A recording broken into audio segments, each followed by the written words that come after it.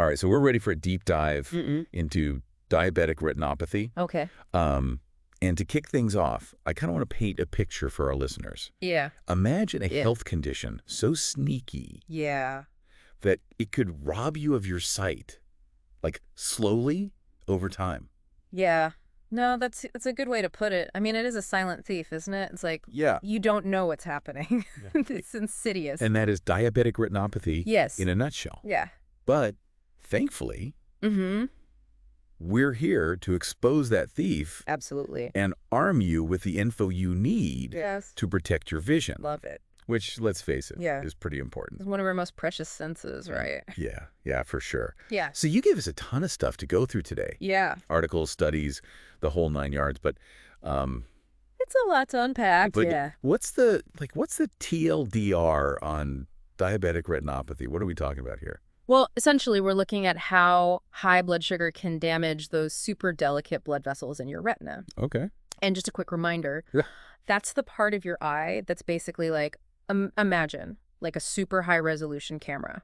Okay. So we need it functioning properly. Yeah, that makes Yeah. sense. Yeah. And the good news is we can fight back. Right. We're not just going to, lie down and let this silent thief You know. take our vision.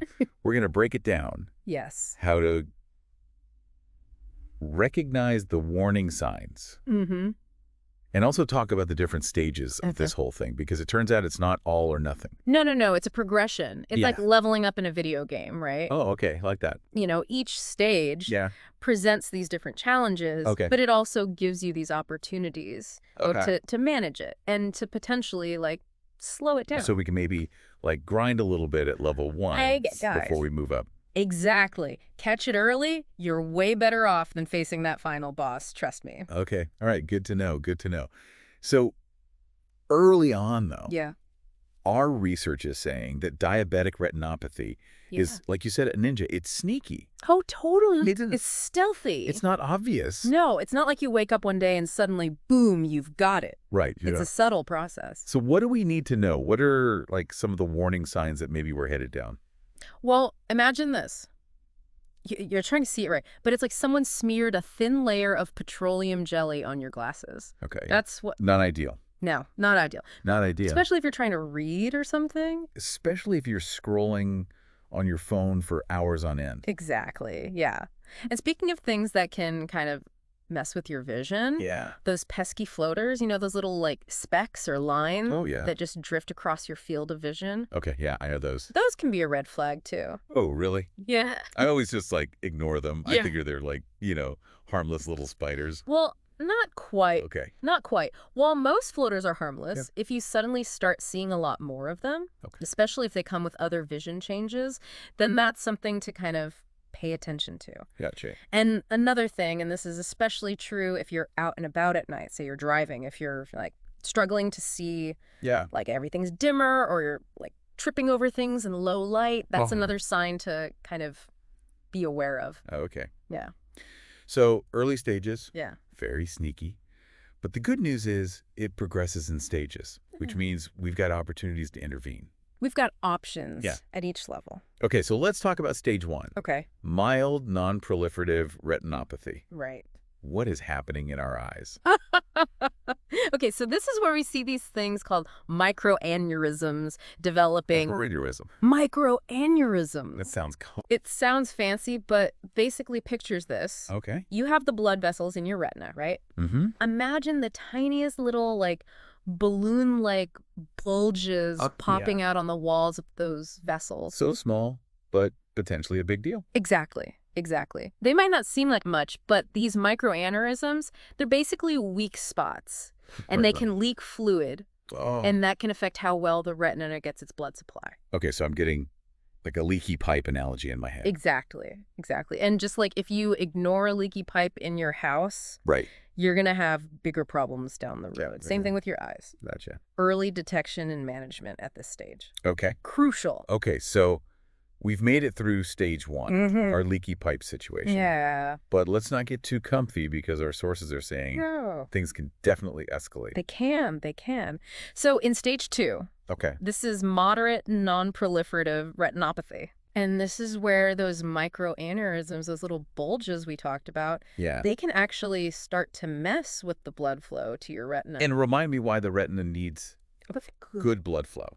Think of your retina like the VIP section of your eye, right? Okay.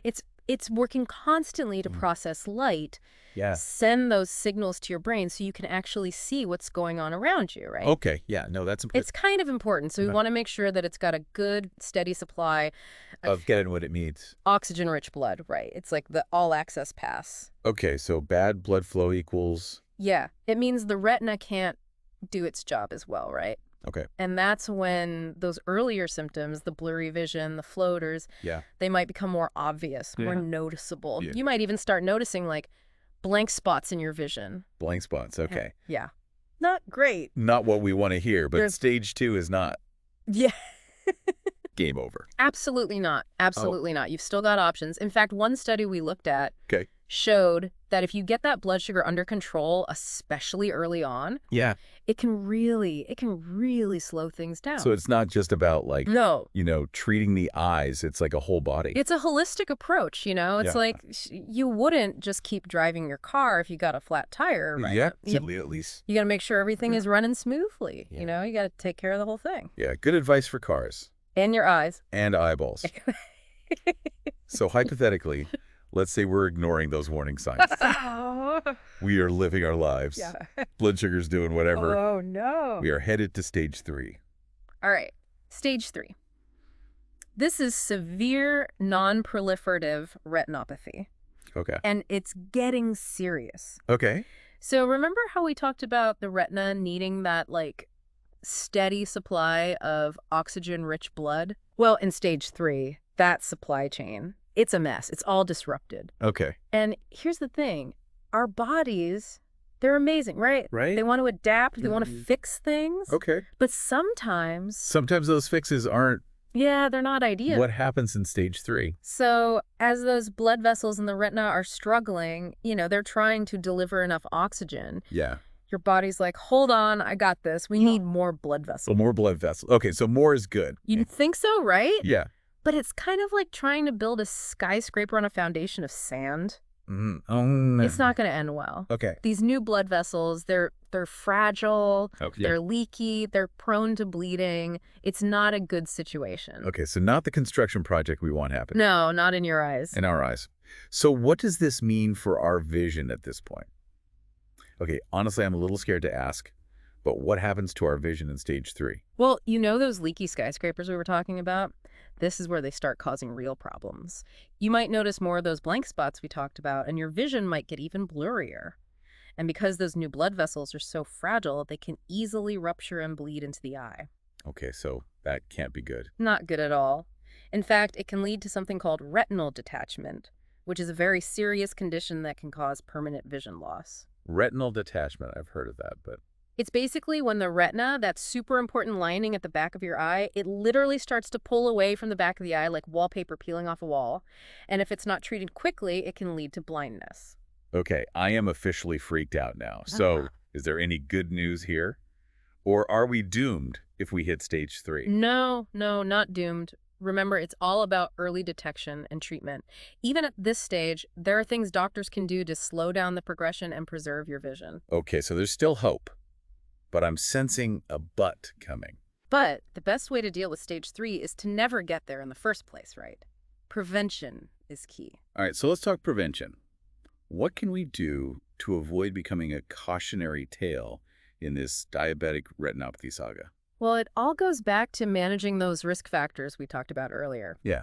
Keeping your blood sugar in check, managing your blood pressure, and making sure your cholesterol levels are healthy. So basically all that good stuff our doctors have been telling us to do anyway. Exactly. And on top of that, regular eye exams are non-negotiable. Think of them like those software updates for your phone. They might seem like a hassle, but they can save you from a world of hurt down the line. So true. And I think the takeaway here is that we have more control over this than we might realize. It's not just about genetics or bad luck. Our daily choices really do matter. 100%. You've got the power to protect your vision, and it starts with taking charge of your health. Knowledge is power, and now you've got it. I love that. Well, on that note, a huge thank you to our expert for taking us on this deep dive into diabetic retinopathy. My pleasure. And to our amazing listener, thank you for tuning in. We hope you found this information helpful and empowering. Remember, early detection is key, so if you have any concerns about your vision, please don't hesitate to reach out to your eye doctor. Until next time, take care of those precious peepers.